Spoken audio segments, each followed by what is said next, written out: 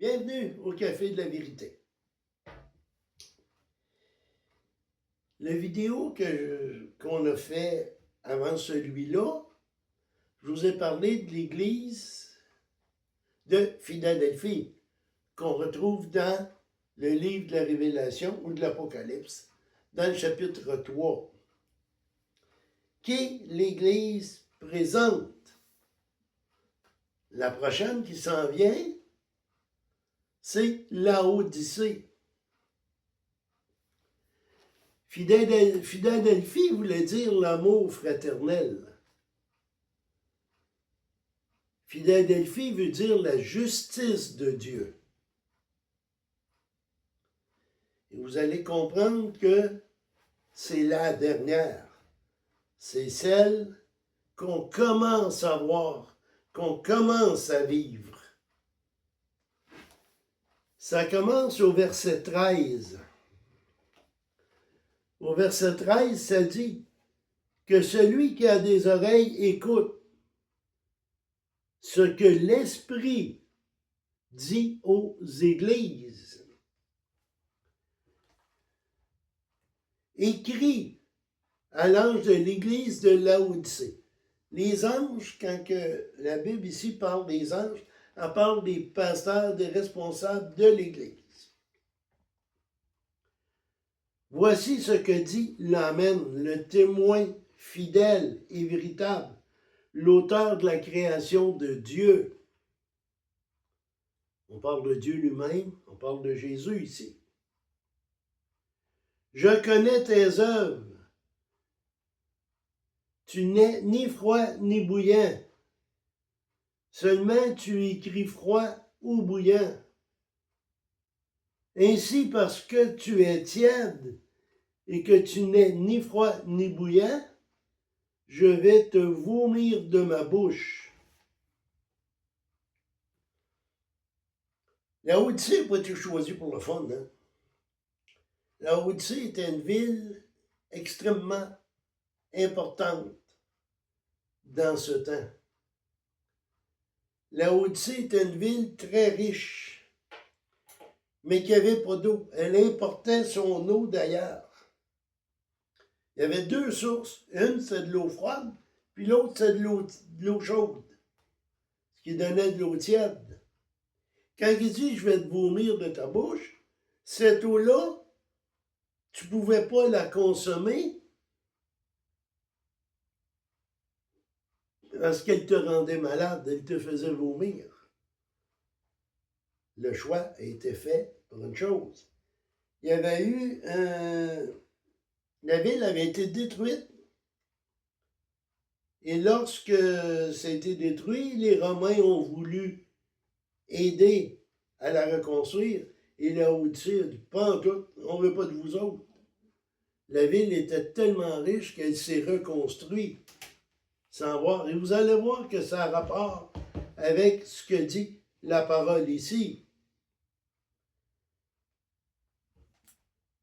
Tiens, tu ne peux pas marcher sur la clôture.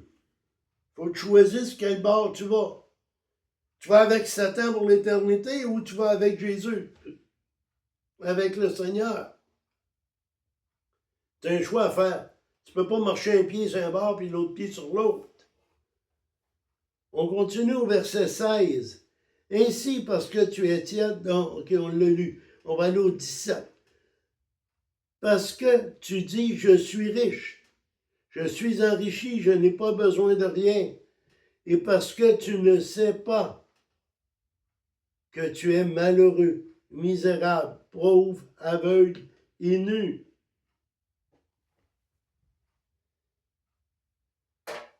C'est pas ça aujourd'hui. Les gens se ferment les yeux, ne voient pas, n'écoutent pas. Pas besoin de Dieu, moi, j'ai de l'argent en masse.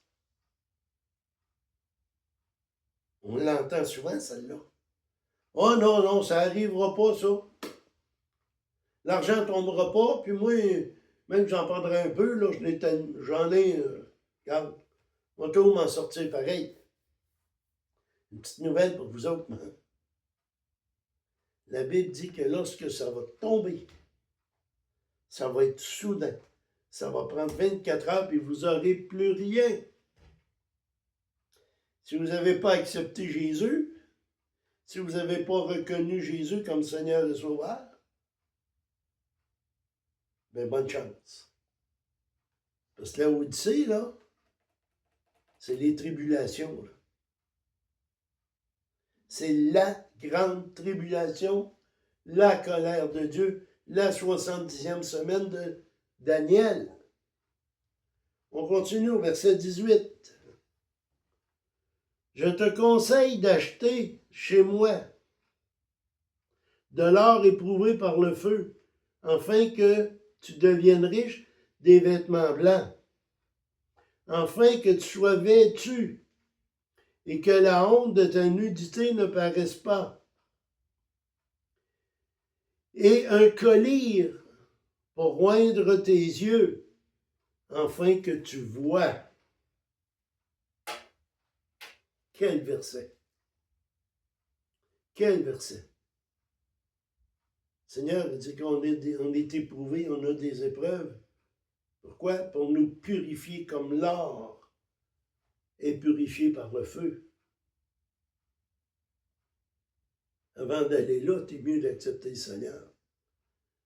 Maintenant, la Odyssée était une ville très riche, comme je disais tantôt, mais aussi une ville où, pour le temps, les soins médicaux et tout étaient exceptionnels. Puis il y avait une genre de médicaments qu'eux faisaient pour les yeux. Un collyre, c'est un médicament qui servait pour les yeux et qui améliorait ta vision.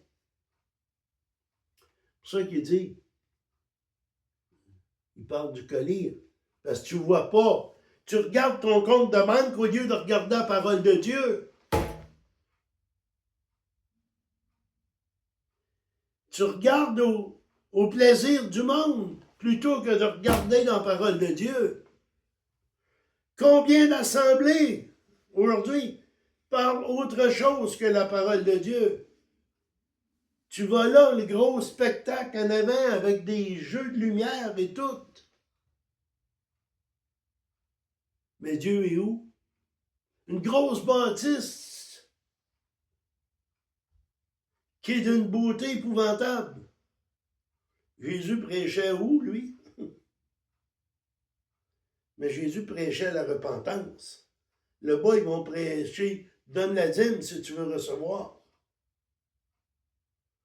Ils vont prêcher un paquet de mensonges.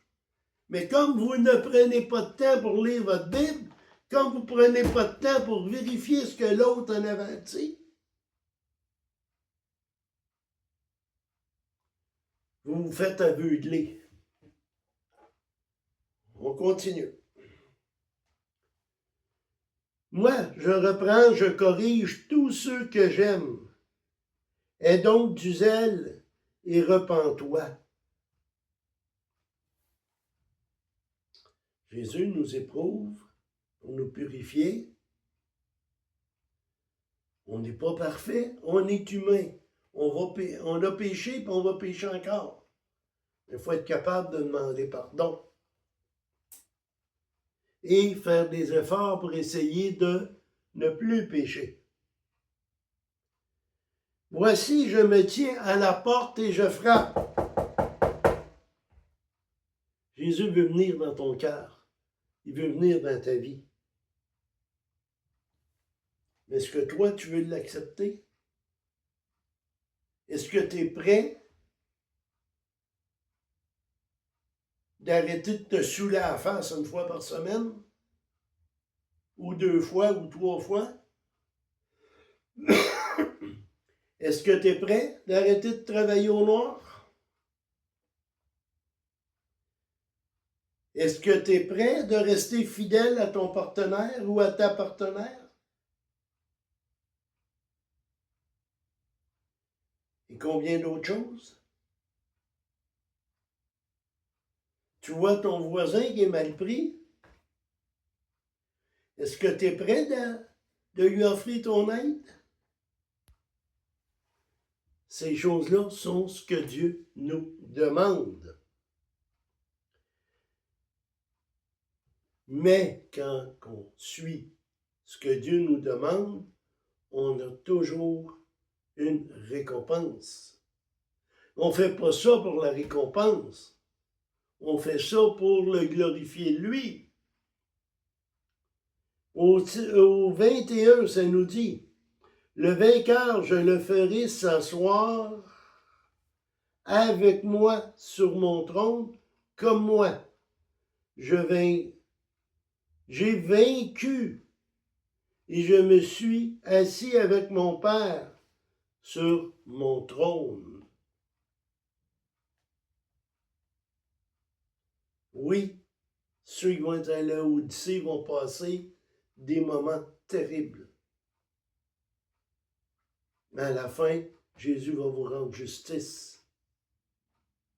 Il va vous donner une place de choix. Que celui qui a des oreilles écoute ce que l'Esprit dit aux églises. Avant d'arriver à l'Odyssée, l'enlèvement n'a pas lieu encore. Vous êtes bien mieux de suivre ce que dit la Sainte Doctrine. Je ne le lirai pas, vous irez voir 2 Timothée 4, 3 et 4. Dit de ne pas rejeter la Sainte Doctrine, mais de la suivre. Pas suivre une religion, pas suivre une dénomination, suivre la parole de Dieu. Parce que elle est au Seigneur. Les premières choses qu'il faut faire, il faut se repentir. Demandez pardon à Dieu. Reconnaissez que Jésus a payé en votre place. Remerciez-le pour Jésus. Demandez que l'Esprit Saint vienne en vous pour vous guider et vous serez sauvés. C'est la seule façon. Il est à la porte. Il cogne. À vous de le laisser entrer. Et la façon, je viens de vous le dire, que l'Éternel vous bénisse.